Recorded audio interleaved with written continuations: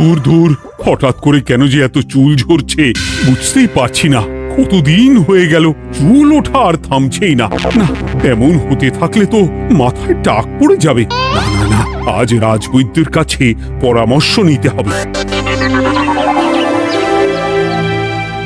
কি ব্যাপার মহারাজ, আজ আপনাকে এমন চিন্তিত দেখাচ্ছে কেন?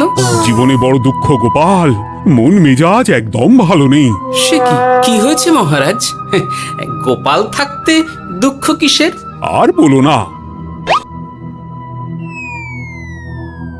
মাথার চুলগুলো আজকাল ঝড়ে পড়া পাতার মতো পটপট করে ঝরে যাচ্ছে। আমি তো জানি কেন এমন হচ্ছে, কিন্তু এখনই মুখ খুললে চলবে না। আর একটু বেশি বিপদ বাড়লে তখন মাঠে নামবো। তাই বলুন। এ তো খুব ছোট ব্যাপার, চুল ঝরলে টাক পড়বে, আর সেটা পড়া কত ভালো জানেন? কথায় আছে, যত বড় টাক তত বেশি টাকা। তুমি চুপ করো তো বাপু। যদি টাক থাকলেই টাকা হতো, তাহলে তোমার টাকা কোথায়? যেটা বোঝো না সেটা নিয়ে কথা বলো না। তাই না তাই, মহারাজের ঝরছে চুল, চিন্তার ভাঁজ মাথায়। গোপাল যতই চেষ্টা করুক, চিড়ে ভিজবে না কথায়। উফ, তোমরা সকলে থামো তো দেখি। ও রাজবৈদ্য, তুমি এর কিছু উপায় বলো। আগে মহারাজ, অনেক সময় দেহে ওই লৌহের পরিমাণ কমে গেলে এমন চুল ঝরে। আপনি বরং পালং শাক, ওই কিশমিশ, কলা ও আরো কিছু ফল আমি বলে দিচ্ছি, সেগুলো বেশি করে খান। আচ্ছা আচ্ছা আচ্ছা, তবে তাই করে দেখি।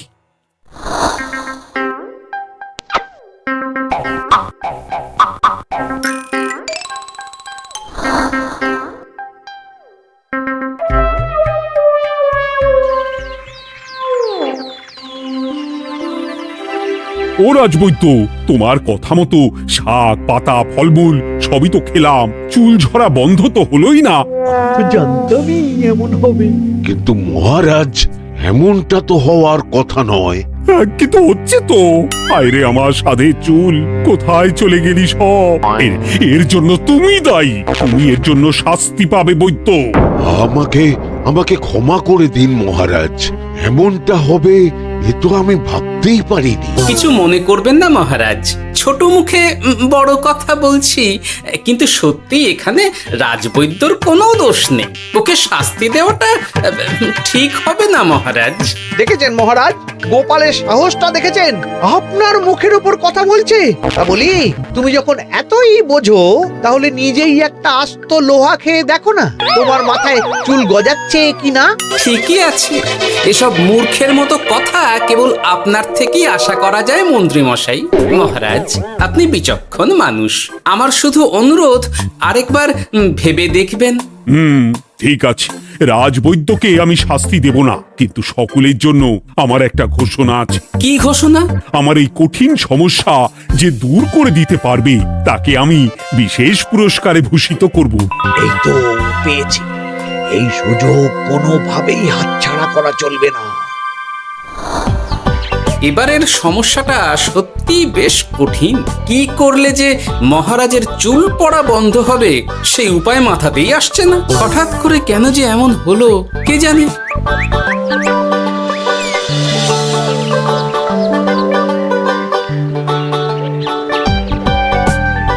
ও মা, তুমি এসে গেছো? একটু বসো, আমি তেলটা মেখেই হাত ধুয়ে খাবারটা বাড়ছি। হ্যাঁ, সে ঠিক আছে, কিন্তু তুমি কিসের তেল মাখছো এটা? কি আবার মাথার চুলের তেল? এখানেও চুল, ওদিকে মহারাজেরও চুল ঝরে পড়া নিয়ে আমরা সবাই হিমশিম খাচ্ছি গিন্নি। আরে, মহারাজের অত সুন্দর কালো চুলগুলো ঝরে যাচ্ছে, এ তো ভারী দুঃখের কথা। সে আর বলতে, ওই জন্যেই তো আমি বাবা মাথায় এই জড়িবুটি তেল মাখি। এতে চুলের গোড়া শক্ত করে, চুলকে ভালো রাখে, নতুন চুল গজায় সব। হ্যাঁ। কি কি বললে? নতুন চুলও গজায়? সত্যি? হ্যাঁ। বাহ, তাহলে আর চিন্তা কি। আমাকে এই তেলটা একটু দিতে পারবে গিন্নি? মহারাজকে দিয়ে আসি। উনি বলেছেন যে ওনার সমস্যা দূর করতে পারবে তাকে উনি পুরস্কার দেবেন। ওমা, এই তাই নাকি? এ তো দারুণ ব্যাপার গো। নাও নাও নাও, তেলখানা নিয়ে মহারাজকে কাল দিয়ে এসো তাহলে। আর জানিয়ে দিও, দিনে 2 বার কিন্তু তেল মাখতেই হবে। হ্যাঁ, আচ্ছা ঠিক আছে।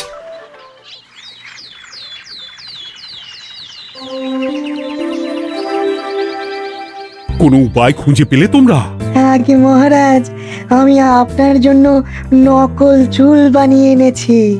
যতদিন আপনার চুল পড়া বন্ধ না হচ্ছে ততদিন আপনি এটা পরে ব্যবহার করতে পারেন।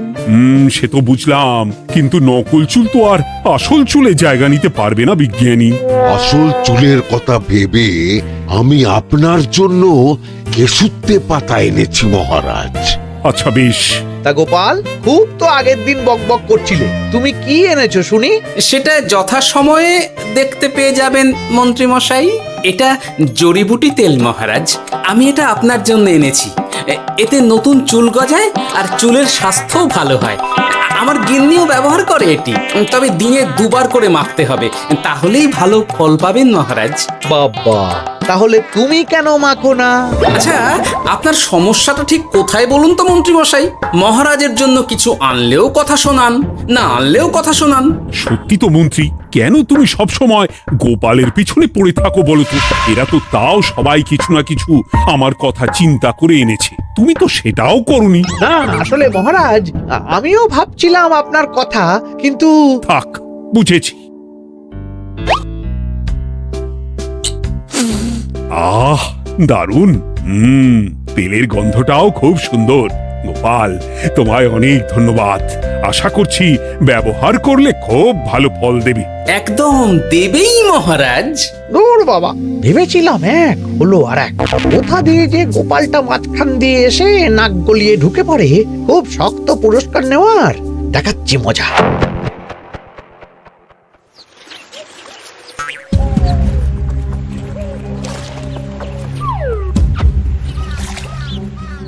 এবারে গোপালের তেল দিয়েই সব কিছু তোলপাড় করব।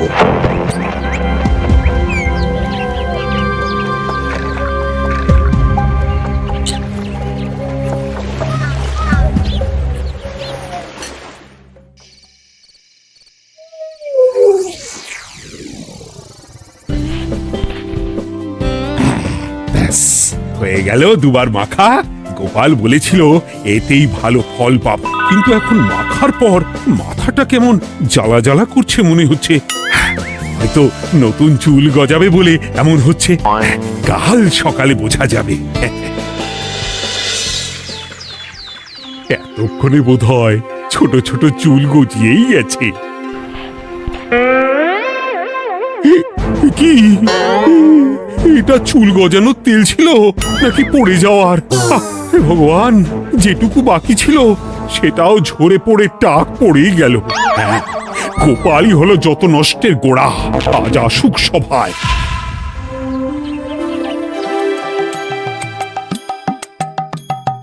এই যে এখন এলেন উনি। ও কি মহারাজ, আপনি এমন কাপড় মাথায় জড়িয়ে বসে আছেন কেন?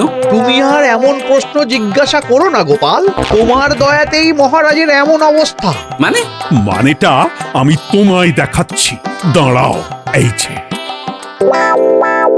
গোপালের দেওয়া তেল মেখেই আমার এমন হয়েছে, আর তার জন্য আমি তোমাকে কোনোদিনও ক্ষমা করব না গোপাল। বিশ্বাস করুন মহারাজ, আমার গিন্নিও মাখে এই তেল, কিন্তু এমন কিছু তো এখনো পর্যন্ত ঘটেনি। আমি আর কিচ্ছু শুনতে চাই না। আমার মাথা ভর্তি চুল আমি ফেরত চাই। যতদিন না আমার মাথার সব চুল ফিরে আসছে ততদিন আমি তোমার মুখও দেখতে চাই না। মহারাজ, আপনার কোনো চিন্তা নেই, আমি তো আছি। এবার এই সমস্যার একটা সমাধান আমি করেই ছাড়বো। কি ব্যাপার, মন্ত্রী মশাই এত লাফাচ্ছে কেন? এসবের পেছনে আবার ওনার হাত নেই তো? না, ব্যাপারটা পরে দেখতে হচ্ছে।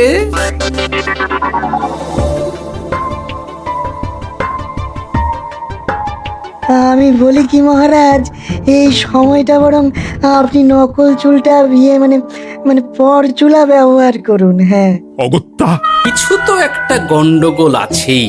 গিন্নিও তো রোজ মাথায় তেল মাখে, কই এমন তো হয় না। মন্ত্রী যদি কিছু করেও থাকে তাহলেও হাতে নাতে ধরবো কিভাবে? ও কি গো গোপাল দাদু, এখন এই সময় তুমি রাজসভা ছেড়ে এখানে? তোদের দাদু আর রাজসভায় যাবে না রে? কি বলছো গো? কেন? আর কেন, বিনা দোষে এমন শাস্তি। তোমায় শাস্তি দিয়েছে, তুমি শুধু বলো কে তোমার সাথে কি করেছে, বাকিটা আমরা বুঝে নিচ্ছি।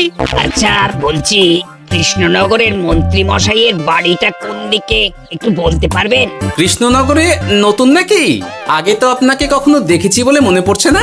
হ্যাঁ, আমি এখানে থাকি না, আমি এখানে আমার কাজে এসেছি, তাই মন্ত্রী মশাইয়ের বাড়ির ঠিকানাটা যদি একটু বলে দেন। নিশ্চয়ই, এ পথ দিয়ে সোজা চলে যান, তারপর কিছুটা ডান দিকে গেলেই পেয়ে যাবেন। আচ্ছা, অনেক ধন্যবাদ।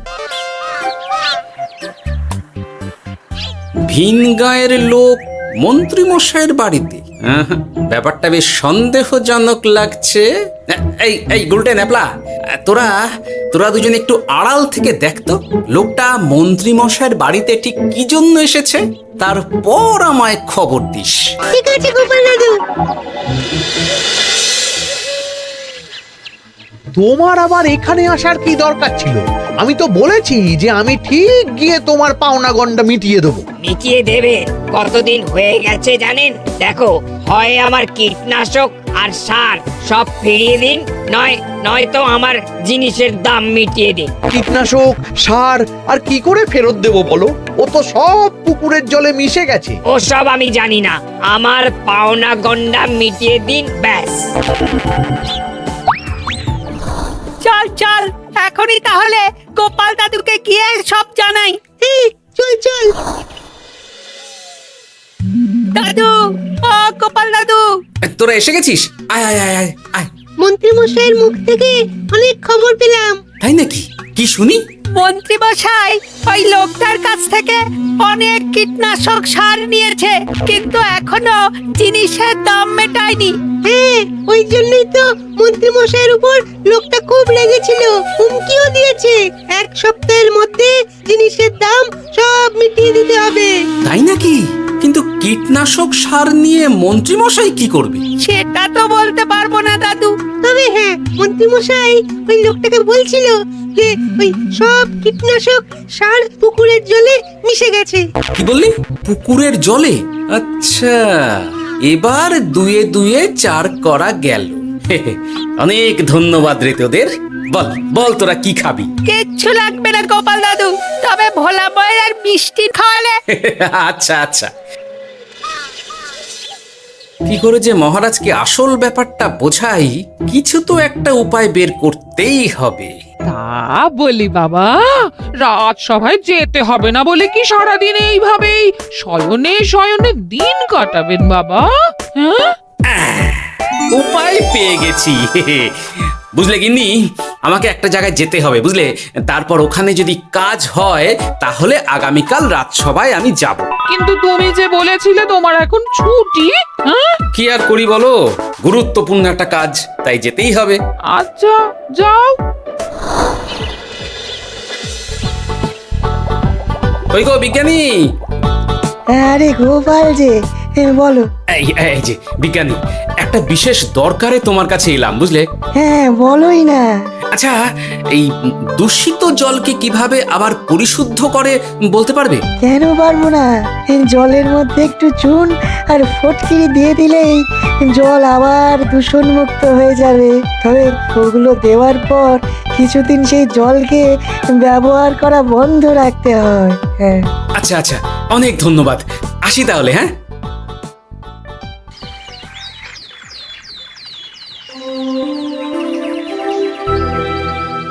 ছায়া পড়েছে, ছায়া পড়েছে, আমি বেশ বুঝতে পারছি তার ছায়া পড়েছে এখানে।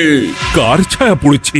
আজকাল তোর মাথা থেকে অনেক চুল ঝরে পড়ছে, তাই না? আগে হ্যাঁ সাধু বাবা, আপনি একদম ঠিক কথা বলেছেন। ও বাবা, এই আবার কোথা থেকে উদয় হলো? আরে আমি একা গিয়ে সেই স্নানের পুকুর পরিদর্শন করতে চাই। যথা আজ্ঞা বাবা।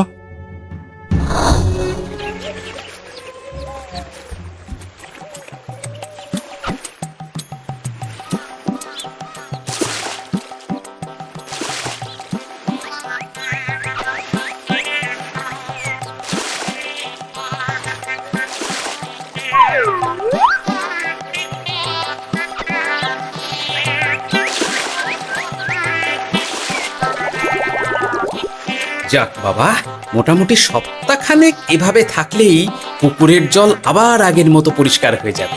এবার শুধু মহারাজকে একটু বুঝিয়ে বললেই হয়ে যাবে।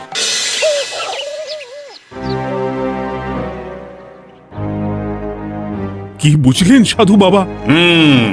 আমার অনুমানটাই ঠিক ছিল। পুকুরের জলে কালো ছায়া পড়েছে, কুদৃষ্টি পড়েছে, তাই এমন হচ্ছে। সে কি? কি কালো ছায়া? যত সব বাজে কথা। জল দূষণ করলাম আমি, আর দোষ পড়ছে কালো ছায়ার উপর। তাহলে এখন কি হবে? চিন্তার কোনো কারণ নেই। আমি মন্ত্রপুত ভস্য ছড়িয়ে দিয়েছি। 1 সপ্তাহ ওই পুকুরের জল স্পর্শ তো দূর, পুকুরের কাছেও যাওয়া নিষেধ। তাহলে আমার মোহরের কি হবে? যথাজ্ঞা সাধু বাবা। ও কি, তাহলে মহারাজ এতদিন স্নান করবেন কোথায়? সে কথা কাউকে চিন্তা করতে হবে না। মহারাজের ওপরে কালো ছায়া পড়া জল পড়েছে, তাই আগে সেটা শোধন করতে হবে।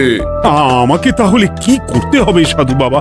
আমার শিষ্য গোপাল আমাকে আগেই এই বিষয় জানিয়েছিল। আমি তার হাত দিয়েই তোর স্নানের জল পাঠিয়ে দেব। তাই আগামী 1 সপ্তাহ সেই জল দিয়েই তোকে স্নান করতে হবে। কি গোপাল? দেখছো তো মন্ত্রী, গোপাল আমাকে কত ভালোবাসে। আমি ওকে কত কথা শোনালাম, কিন্তু না না না না, কাল থেকেই আমি আবার গোপালকে রাজসভায় ডেকে আনবো। আমি আসছি, আমার কাজ হয়ে গেছে।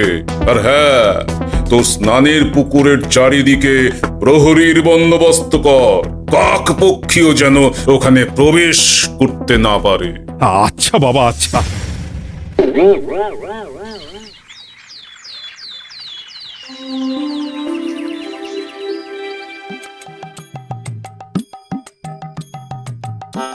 গোপাল, তোমাকে আবার এখানে দেখতে পেয়ে আমার খুব ভালো লাগছে। তোমার গুরুদেব গতকাল এসেছিলেন, কিছু মনে করো না। না বুঝেই তোমাকে অনেক কথা শুনিয়েছি। না মহারাজ, আমি জানি আপনি আমাকে খুব ভালোবাসেন, তাই আমি কিছু মনে করিনি মহারাজ। এই নিন, আমি আপনার স্নানের জল এনেছি। হ্যাঁ হ্যাঁ হ্যাঁ, দাও দাও দাও।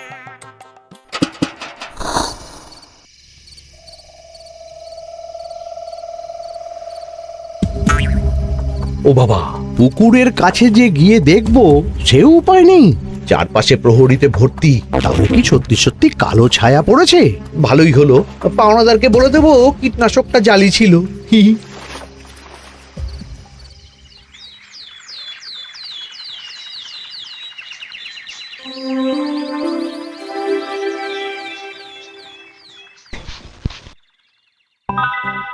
এই তো আমার সেই পুরনো কালো চুলগুলো আবার ফিরে এসেছে।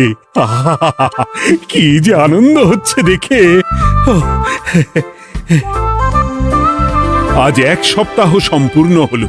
গোপালের জন্য আমার স্নানের পুকুর থেকে কালো ছায়া দূর হয়েছে। আমাকে এই সমস্যা থেকে দূর করার জন্য আমি গোপালকে 100টি মোহর উপহার দিতে চাই। ধন্যবাদ মহারাজ। দূর, আমার আর ভালো লাগে না। সব সময় গোপালই মোহর পায়, এটা তো আমার পাওয়ার কথা ছিল। এদিকে আজকে পাওনাদারও আসবে।